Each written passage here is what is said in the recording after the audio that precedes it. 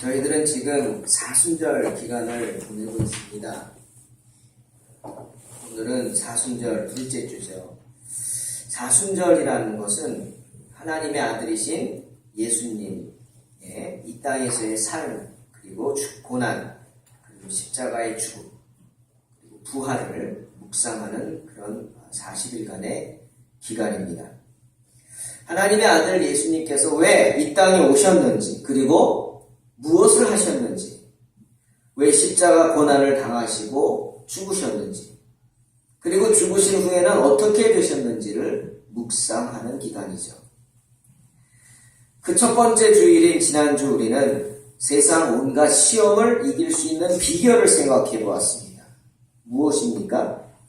우리가 세상의 무거운 짐을 벗어버릴 수 있는 비결, 바로 마태복음 11장 28절의 말씀을 믿는 거죠. 그리고 순종하고 그대로 행하는 겁니다. 그 말씀은 뭐였죠? 수고하고 무거운 짐진 자들아 다 내게로 오라, 내가 너희를 쉬게 하리라. 그 말씀입니다. 인생의 무거운 짐을 주님 앞에 나와서 다 벗어버리는 것입니다. 그리고 주님이 지워주시는 가벼운 짐을 지는 거죠. 그러기 위해서는 어떻게 합니까? 제가 생각해 봤어요. 우리가 수영을 하려면 어떻게 하죠? 수영 선수들은, 수영을 하려고 하는 분들은 아무리 좋은 옷이라도 다 벗어버려야 합니다. 다 벗어야죠. 머리부터 끝부터 발끝까지 가지고 있는 거 다 벗고 어떻게 해요? 수영복으로 갈아입어야 합니다. 아마 수영복이 옷보다 가벼울걸요. 그렇듯이 우리도 주님 앞에 나가서 우리의 입고 있던 옷들을 다 벗어버려야 돼요. 특별히 죄의 옷들을 다 벗어버려야죠. 죄의 옷을 벗는다는 게 뭐죠? 주님 앞에서 우리 죄를 낱낱이 회개하는 것입니다. 주님 앞에서 자신의 죄를 회개하는 자만이 죄의 짐을 벗어버리고 자유로울 수 있습니다. 그리고 이 사순절 기간에 저희들이 꼭 생각해야 할 분이 있습니다. 바로 주님의 길을 예비하는 사명을 받았던 세례 요한이죠. 여러분, 세례 요한은 당시 대제사장의 아들이었습니다. 정말 평안한 삶을 대접받고 존경받는 삶을 살 수 있었어요. 하지만 세례 요한은 그런 삶을 포기하고 광야로 나가서 정말 오늘날 사람들이 생각하면은 엽기적인 인생을 살았습니다. 메뚜기를 잡아먹고 살았어요. 석청을 먹고 살았어요. 왜죠? 그렇게 짐승처럼 살아온 이유가 뭡니까? 바로 단 하나의 메시지를 증거하기 위해서예요. 주님의 길을 예비하기 위해서죠. 세례 요한이 외쳤던 그 단 하나의 메시지 무엇이죠? 마태복음 3장 2절에 나오죠. 회개하라. 회개하라. 회개하라. 천국이 가까웠다. 천국이 가까웠다는 그 메시지를 이스라엘 백성들에게 전해주기 위해서 세례 요한은 엽기적인 삶을 살았습니다. 메뚜기 잡아먹고 광야에서 짐승처럼 살았다고. 그 세례 요한의 모습을 보고 그가 전하는 메시지를 듣고 이스라엘 백성들은 뭘 생각했어요? 천국을 생각했어요. 여러분, 천국이 있는 줄로 믿습니까? 천국은 하나님께 선택된 하나님의 백성들이 들어가게 되는 새로운 세상입니다. 분명한 것은 그 천국이 이 세상에는 존재하지 않는다는 거예요. 그 천국은 언제 갈 수 있느냐? 우리가 죽은 후에 들어갈 수 있는 세상입니다. 주님 안에서 죽음을 맛본 자만이 갈 수 있는 세상이죠. 히브리서 9장 27절에 나와요. 한 번 죽는 것은 사람에게 정하신 것이요 그 후에는 심판이 있다. 여러분, 사람이 죽는다는 건 예외가 없습니다. 누구나 예외 없이 죽음을 맛보고 죽은 후에 하나님의 심판대 앞에 서게 될 것입니다. 그 심판대 앞에서 그 심판을 통과한 사람만이 갈 수 있는 세상이 바로 천국이죠.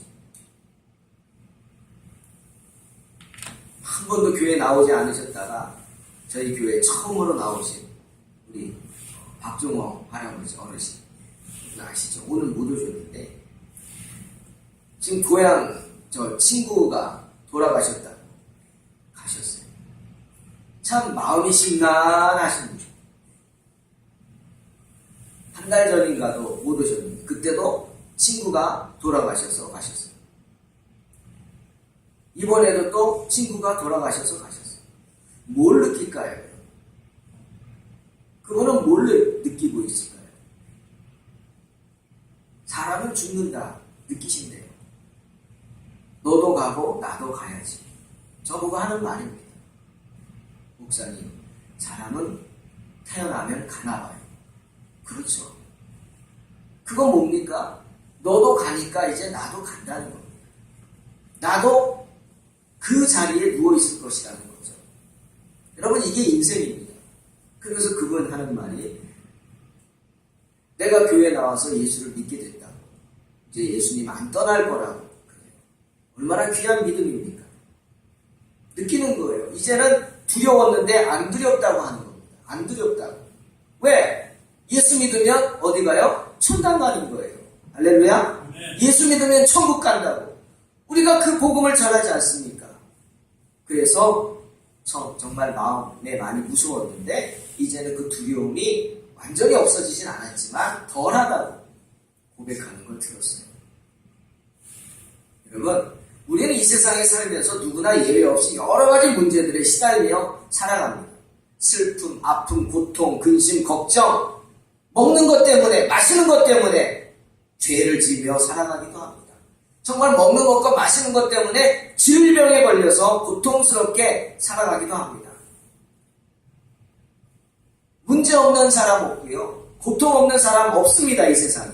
하지만 천국에는 그런 문제들과 그런 고통이 없습니다. 계시록 21장 3절 6절에 분명히 말씀하시잖아요. 그것은 하나님께서 영원히 우리와 함께 계시는 곳입니다. 그래서 하나님께서 우리 눈에서 모든 눈물을 씻겨주시는 곳입니다. 여러분, 왜 옵니까? 아프니까 울죠. 속상하니까 울죠. 괴로우니까 옵니다. 그러니 그 눈에서 눈물을 씻겨주신다는 말은 무슨 뜻일까요? 해결해 주신다는 거예요. 우리의 모든 아픔을 해결해 주시고 우리의 모든 괴로움을 없애주시고 우리의 모든 문제를 깨끗하게 해결 주시겠다는 것입니다. 누가? 하나님께서. 누가? 주님께서. 천국은 그런 곳입니다. 사망이 없습니다. 죽는 것이 없기 때문에 죽음의 공포도 없습니다. 애통하는 것이나 곡하는 것이나 아픈 것이 다시 있지 않는 곳. 그곳이 바로 천국입니다. 생명수 샘물이 흘러서 영원히 목마르지 아니하는 것. 하나님께서 우리에게 값없이 주시는 것. 그래서 영원히 우리가 갈증을 느끼지 않고 갈급함을 느끼지 않는 것. 바로 그곳이 천국입니다. 세례 요한은 이스라엘 백성들에게 그 천국이 있는데 그 천국이 지금 가까이 왔다. 그 메시지를 전하기 위해서 광야에서 메뚜기를 잡아먹으면서 짐승처럼 산 겁니다. 그리고 바로 그 천국에 들어가기 위해서는 어떻게 해야 해요? 회개해야 한다고 말하고 있습니다. 오직 회개하는 사람만이 천국에 들어갈 수 있다 외치는 겁니다. 그런데 그 똑같은 메시지를 누가 전하셨어요? 바로 예수님이 전하셨어요. 여러분, 예수님의 메시지는 단순합니다. 단 하나의 메시지입니다. 세례 요한이 외쳤던 것처럼 역시 마태복음 4장 17절에 주님이 당신의 사역을 이 세상에서 시작하면서 처음으로 외친 메시지죠. 마지막까지 외친 메시지입니다. 뭡니까? 회개하라. 천국이 가까웠느니라. 무엇이 가까웠다고요? 천국. 그거 하나입니다. 회개해야 합니다. 회개. 그래야 천국에 들어갈 수 있다는 거예요. 그 가까운 천국을 들어가기 위해서는 우리가 어떻게 회개해야 해요? 왜? 정결해야 하기 때문입니다. 정결한 사람만이 천국에 갈 수 있기 때문이죠. 성경은요, 천국과 우리의 관계를 마치 결혼을 앞둔 신부에 비유합니다. 천국은 우리에게 마치 결혼을 앞둔 신부와 같이 다가옵니다.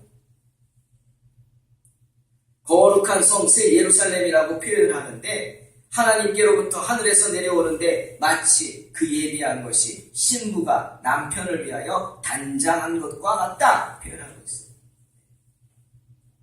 천국은요, 결혼을 앞둔 신부가 그 결혼식을 준비하고 있는 것처럼 모든 것을 준비하고 모든 것을 예비하고 우리를 기다리고 있습니다. 정결한 신부, 그 정결한 신부를 맞이하기 위해서 우리 또한 어떻게 해야 돼요? 정결해야 하는 것입니다. 그러기 위해서 회개해야 합니다. 내 죄를 깨끗이 씻어야 한다는 거예요. 며칠 전에 뉴스를 보니까 참 기가 막힌 제목의 기사가 났어요. 나는 8번째 부인이었다. 참 이게 무슨 소설도 아니고 뭐 이런 제목이 있나 봤어요. 나는 8번째 부인이었다. 결혼을 했는데 결혼을 하고 나서 남편이 자꾸 돈을 요구한다는 거예요. 그래가지고 하다가 안 돼서 없다고 하니까 돈이 없는 걸 알고 나니까 결혼한 지 석 달 만에 이혼 소송을 당했습니다. 이 여인이. 기가 막히죠? 너무 억울해가지고 이 여인이 사정을 알아봤어요. 알아봤더니 어떻게? 속았어요, 자기가.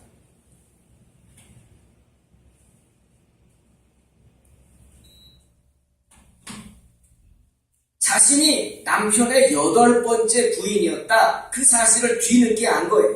사기 결혼 당한 거예요. 남편은 자기하고 결혼하기 전에 벌써 5번이나 결혼했다가 5번 이혼했어요. 그리고 2번 결혼 무효 소송을 당했어요. 그러니까 7번을 결혼을 한 거예요. 그런 사기 전과가 있는 사람이었어요. 자기 말고도 남편에게는 7명의 아내가 있었던 거죠.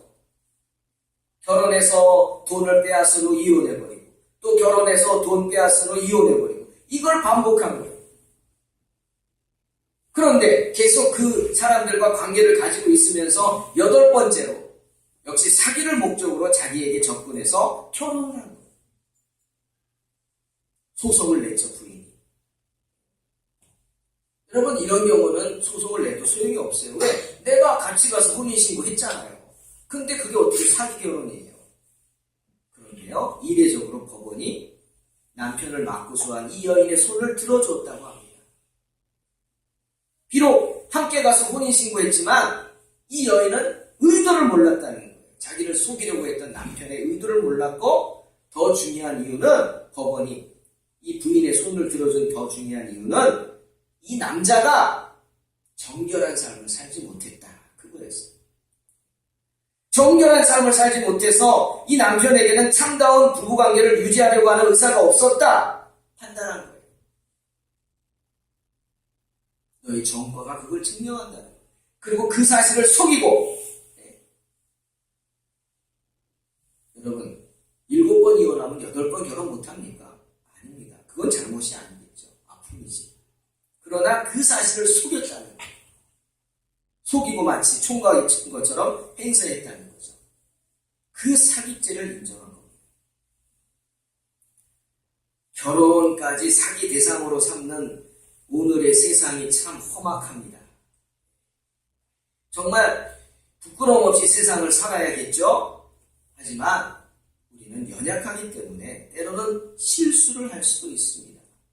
잘못을 할 수도 있어요. 하지만 중요한 게 뭐예요? 속이려고 해서는 안 돼요. 거짓말 안 됩니다. 절대로 거짓말 안 됩니다. 하나님이 제일 싫어하시는 것이 뭐예요? 거짓말하는 거예요. 상대방에게 정직하게 모든 걸 밝히고 용서를 구해야 합니다. 그 후에 서로 사랑으로 용납받고 하나가 된다면 이 두 사람에게는 상대방의 과거의 삶이 더 이상 문제가 되지 않을 거예요. 신랑 혹은 신부가 결혼하기 전에 혹시 부끄러운 과거가 있었다 할지라도 숨기려 하지 않고 고백하고, 용서가 필요한 건 용서를 구하고 이해가 필요한 건 이해를 구한다면, 그래서 서로 용서하고 이해했다면 그것은 앞으로 더 이상 문제가 되지 않을 것입니다. 여러분, 회개란 그런 겁니다. 하나님 앞에, 신랑 대신 주님 앞에 가서 주님을 신랑으로 맞이하기 전에 나의 죄를 고백하는 거예요. 나의 부끄러움을 고백하는 겁니다. 그리고 용서를 구하는 겁니다. 그게 회개입니다. 요한일서 1장 9절 말씀하시죠. 만일 우리가 우리 죄를 자백하면 저는 미쁘시고 의로우사 우리 죄를 사하시며 모든 불의에서 우리를 깨끗게 하실 것이다. 분명히 말씀하시죠. 우리가 우리 죄를 고백한다면 신랑 되신 주님이 다 용서해 주실 줄로 믿습니다. 주님은 더 이상 우리의 추한 과거를 묻지 않으십니다. 왜? 주님께는 과거가 아닌 현재가 중요하기 때문에. 지금 결혼을 앞둔 신랑과 신부의 모습이 중요하지 이 사람들이 과거에 어땠다 그거 중요하지 않습니다. 다 문제를 해결했기 때문에. 왜? 회개했기 때문에. 하지만 결혼을 앞둔 신부가 여전히 옛날 남자를 그리워하고 딴 마음을 품고 있다면 그거 되겠습니까? 안 되는 거예요. 그렇게 자신의 죄를 회개한 사람들만이 들어갈 수 있는 곳이 바로 천국입니다. 세상 그 어떠한 것보다 주님을 더 사랑하는 사람만이 갈 수 있는 곳이 바로 천국이죠. 주님보다 세상을 더 사랑했던 사람들이 회개해야만 들어갈 수 있는 곳이 천국입니다. 그런데 오늘 성경을 보니까 그러한 천국을 포기한 사람들이 있어요. 누구죠? 제사장의 무리들이에요. 바리새인들이요, 사두개인들이요, 서기관들이요, 말고와 같이 제사장 무리에게 붙어서 그들의 앞잡이 노릇을 한 유대인들이에요. 여러분, 우리 주님은 이 세상에서 어떤 일을 하셨습니까? 선한 일만 하셨죠. 성경을 보십시오. 곳곳을 보십시오. 주님은 주님을 찾아오는 모든 자들을 만나주셨습니다. 바쁘다고, 시간 없다고, 나에게 도움이 안 된다고, 내게 이익이 안 된다고 만남을 거절하지 않으셨어요. 주님은 찾아오는 모든 각색병으로 앓는 자들을 만나주시고 그들의 고통을 보시고 그들의 아픔을 들어주시고 손을 얹고 기도하셔서 그들의 모든 병을 고쳐주셨습니다. 그리고 복음을 증거하셨죠. 뭐요? 회개하라. 천국에 가까웠다. 그리고 그들로 천국을 준비하게 하셨습니다. 요한복음 9장 보십시오. 주님이 지나가시는데 날 때부터 소경된 사람을 보셨어요. 이 사람은 태어날 때부터 소경이에요. 볼 수가 없어요. 사람이 어떻게 생겼는지, 나무가 어떻게 생겼는지, 빛이 뭔지 몰라요. 그러니 할 수 있는 게 뭡니까? 그저 길거리에 앉아서 구걸이나 하는 거예요. 여러분, 이스라엘 사람들은요, 소경, 문둥병자, 안증뱅이 뭐 이런 분들이 하나님의 저주를 받아서 병에 걸렸다고 생각했어요. 왜? 죄 때문에. 죄 때문에. 그러니 제자들이 그 사람을 보고 주님께 묻죠. 주님, 이 사람이 누구 죄 때문에 소경이 됐습니까? 태어날 때부터 소경인 거 보니까 부모 죄 때문입니까? 이렇게 묻습니다. 누구 하나 그 사람을 불쌍하게 여기는 사람이 없었어요. 그저 너는 죄가 많아서 부모의 죄 때문에 아니면 너 죄 때문에 이렇게 소경이 돼서 이렇게 구걸이나 하지 멸시했어요. 누구 하나 그 영혼을 불쌍히 여기지 않았어요.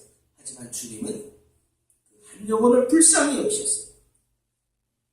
땅에다 침을 뱉어서 진흙을 이겨서 눈에다가 바르시고는 실로암 못에 가서 씻으라고 하셨어요. 여러분, 이것은 믿음이 없으면 할 수 있는 게 아니에요. 내가 당신이 누군지는 모르지만 당신이 내 눈을 뜨게 해줄 줄로 내가 믿는다고 하는 작은 믿음이라도 있어야 할 수 있는 거예요.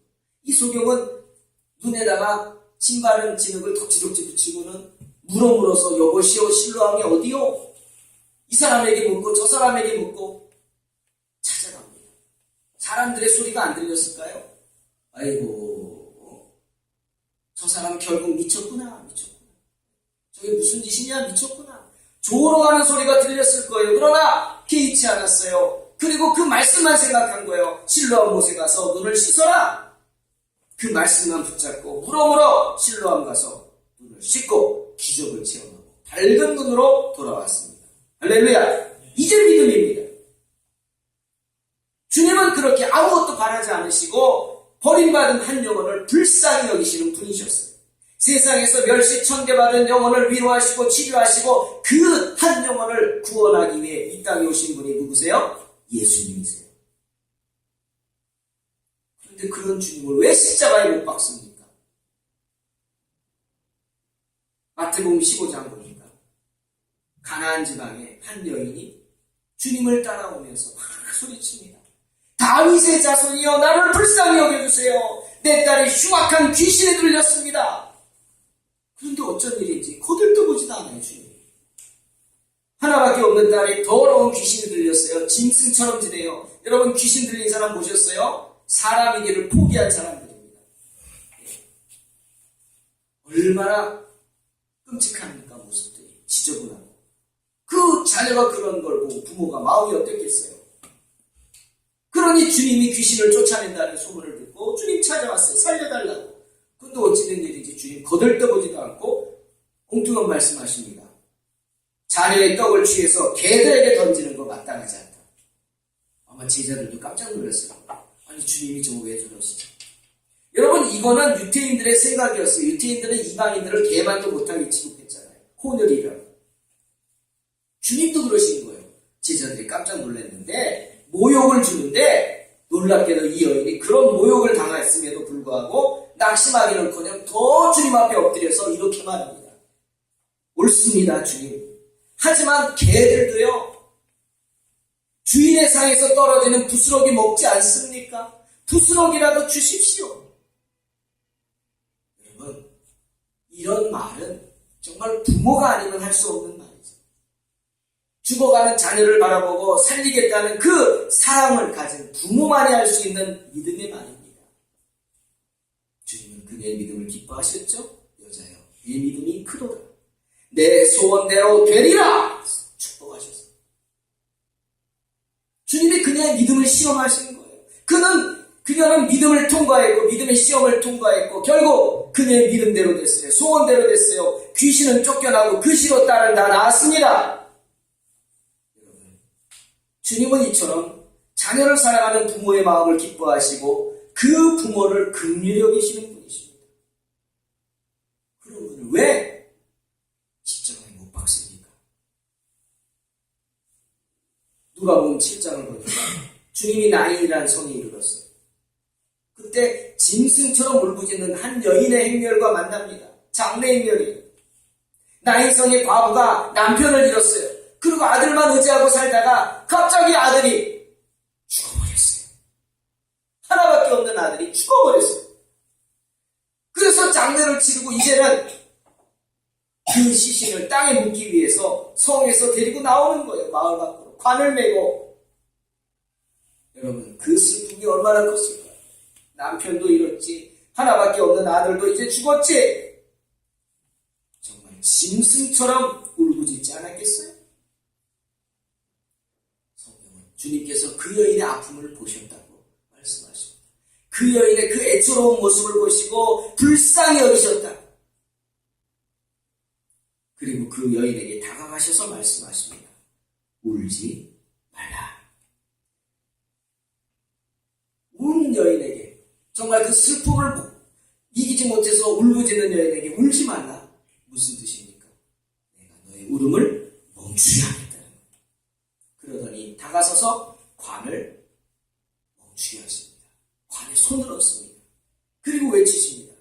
청년아, 내가 내게 말하노니 일어나라.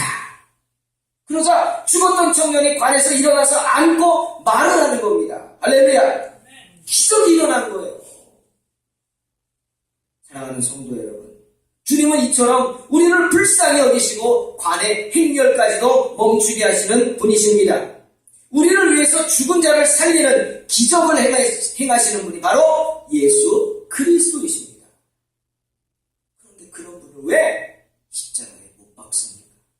왜 거부합니까? 왜 미워하고 죽일 궁리만 합니까?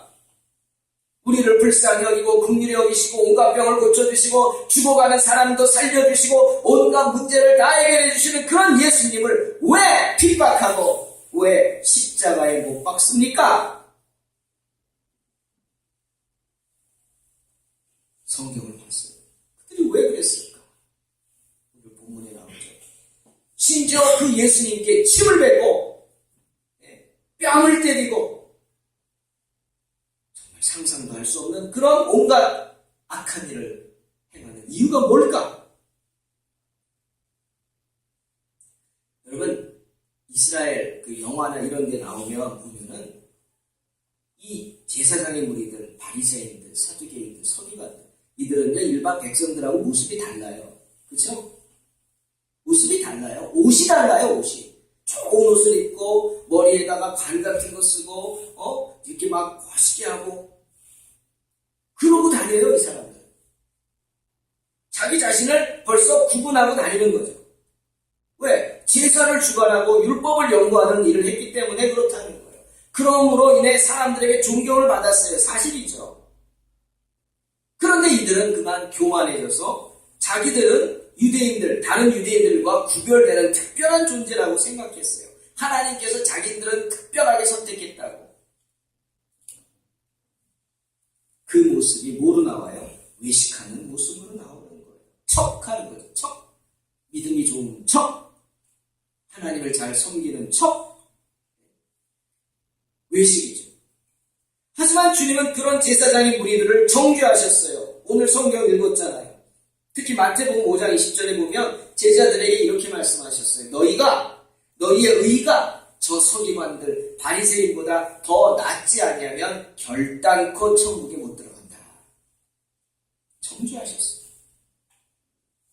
그러면서 그들에게 직접적으로 말했죠. 너희는 천국문을 사람들 앞에서 닫고 너희도 들어가지 않고 들어가려 하는 자도 못 들어가게 하는 그런 사람들이에요. 교인 하나를 얻겠다고 바다와 육지를 두루 다니다가 교인이 생기면 너보다 더 배나 지옥 자식이 되게 한다. 정말 무서운 저주죠. 왜 그런 책망을 들어야 했어요? 그들의 모습이 그저 하나님 앞에서 외식덩어리였어요. 그런 책망을 듣고 이들은 더 예수님을 죽이려고 했어요. 왜? 자신들의 기득권을 빼앗길까봐 겁이 났기 때문에. 더 이상 자신들이 사람들 앞에 나서 잘난 체도 못하고 존경받는 모습도 못 갖고 할까봐 그 기득권을 빼앗길까봐 겁이 났던 거예요. 그리고 또 하나, 그들이 예수님을 죽이려고 하고 핍박하고 결국 십자가에 못 박으려고 했던 큰 이유는 뭐냐? 세상 욕심을 버리지 못했기 때문에. 요한복음 18장에 그 이야기가 나옵니다. 안나스라는 사람이 있어요. 이 사람은 대제사장 출신인데 정말 나이가 많고 이스라엘 온 백성들에게 존경받는 사람이었어요. 그런데 그것도 가식이었어요.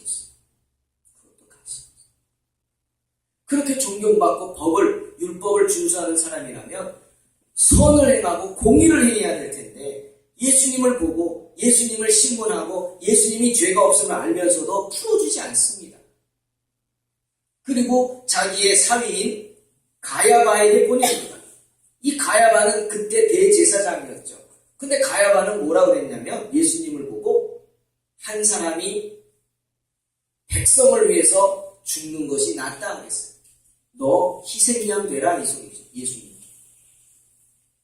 여러분 가야바나 이 안나스나 이런 사람들이 지도자들이 왜 주님을 그렇게 미워했는지 아십니까? 바로 요한복음 2장에 나옵니다. 예수님이 성전을 정결케 했기 때문에. 예수님이 성전에 갔더니 성전 안이 난리가 났어요. 소, 양, 비둘기 파는 사람들, 동전 바꾸는 사람들, 완전히 시장패같이 막 그냥 막 짜집거려. 거룩한 성전이. 주님이 보시고 화가 나서 채찍을 만들어서 마구 휘둘렀어요. 젊은 청년이 막 휘두르는데 주변에서 아무도 말리지 못하고 다 도망갑니다. 왜? 양심의 가책이 있었기 때문에. 아이고 이러다가 천벌받지. 내가 이러다가 천벌받지. 하나님의 성전에서 이렇게 장사하다가 내가 천벌받지. 이렇게 마음속에 있다가도 그 이익이 아까워서 있던 사람들이 청년이 그냥 화를 내면서 채찍을 휘두르니까 도망가기 바쁜 거예요. 말리지도 못해. 제사장의 무리들은 그게 싫었던 거예요. 왜? 그것이 자기들의 돈줄이었거든. 돈줄. 이스라엘 백성들이 제사 드리러 제물을 갖고 키운 양, 소 가지고 오면 괜히 흠잡습니다. 여기 점이 하나 있네. 점 없는 걸 드려야 되는데 그럼 이 사람들이 어떻게 합니까? 다시 집에 가서 바꿔옵니까? 안 되잖아요. 어떻게 해요? 그들이 원하는 대로 해줘야 돼요. 요 성전 앞에 가서 양 팔고 소 파는 사람들한테 가면 아주 좋은 게 있다고 그거 사갖고 가요.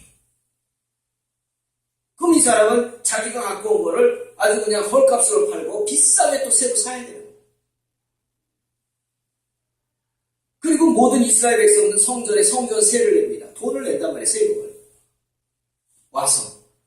그런데 이 사람들이 또 시비 거는 거예요. 성전세는 성전에서 발행한 화폐만 받는다고. 아무 돈이나 안 받는다고. 그럼 어떻게 해요? 가서 또 성전 화폐를 돈을 주고 사와야 돼요. 이 제사장의 무리들이 그렇게 해가지고 이익을 받는 거예요. 장사하는 사람들한테 우리 요즘 말로 말하면 커미션을 만든 거예요. 그래서 자기 배를 채우고 있었는데 예수님이 그 성전을 갖다 다 뒤집어 엎어버렸어요. 얼마나 미웠겠어요. 자기들의 이익이 끊어졌는데. 주님, 내 아버지 집으로 장사하는 집을 만들지 말라. 꾸짖으면 다 내쫓았잖아요. 얼마나 배가 아팠겠어요. 자기들의 이익이, 수입의 근원이 끊어졌는데. 그래서 예수님을 싫어하고 비박한 거예요. 제사장의 무리들. 결국 세상 욕심을 버리지 못했기 때문에 그들은 예수님을 거부했고 결국은 그로 인해서 돈 때문에 그들은 영혼을 팔아버린 거예요. 천국을 포기한 거예요. 사랑하는 성도 여러분, 주님은 아무 대가 없이 약한 자, 병든 자, 불쌍히 여기고 그들을 고쳐주셨습니다. 주님 앞으로 나오는 사람들 그 어떠한 병이든 다 치료해 주셨습니다. 주님은 어미의 사랑을 보셨고 악한 귀신을 내어 쫓아주셨습니다. 그리고 세상이 위로하지 못하는 그 나인성 과부의 슬픔을 보셨고 그 슬픔을 위로하기 위해서 죽은 자를 살려주셨습니다. 그런 주님을 거부하는 사람들은 천국을 포기한 사람들입니다. 왜? 하나님보다 세상을 더욱 사랑했기 때문이죠. 천국이 아니라 이 세상에 마음을 두고 있었기 때문입니다. 사랑하는 성도 여러분, 우리가 주님보다 세상을 더 사랑할 때, 그래서 세상의 것들을 포기하지 못할 때, 주인을 지키기보다는 주인의 돈 버는 것에 더 바쁠 때, 여러분은 천국을 포기하게 될 것입니다. 우리 죄를 지적하는 주님의 음성이 들려올 때마다 주님이 미워질 것입니다. 제사장의 무리들이 그랬듯이. 세상의 것들을 포기하지 못하고 움켜쥐려고 할수록 자기 십자가 지고 나를 쫓으라고 하신 주님 말씀이 생각나서 주님이 싫어질 것입니다. 그래서 바리새인들이 그랬던 것처럼 예수님을 죽일 궁리만 할지도 모릅니다. 교회 밖에 사람들에게서 하나님의 사람들을 외면하게 되고 주님을 비난하고 원망하는 무리들 가운데 끼게 될지도 모릅니다. 그렇게 천국을 포기하는 사람들 가운데 끼게 될지도 모릅니다. 성도 여러분, 회개하라. 천국이 가까웠다. 주님의 음성이 들리십니까?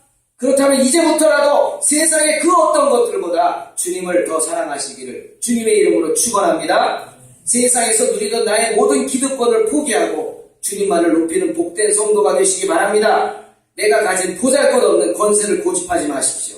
천국에 가지도 못할 그런 참으로 하찮은 것들에 대한 욕심을 버리십시오. 그리고 언제나 하나님의 편에 서서 천국을 소망하며 마침내 천국의 상급을 받는 복된 성도들이 되시기를 주님의 이름으로 축원합니다. 기도하겠습니다.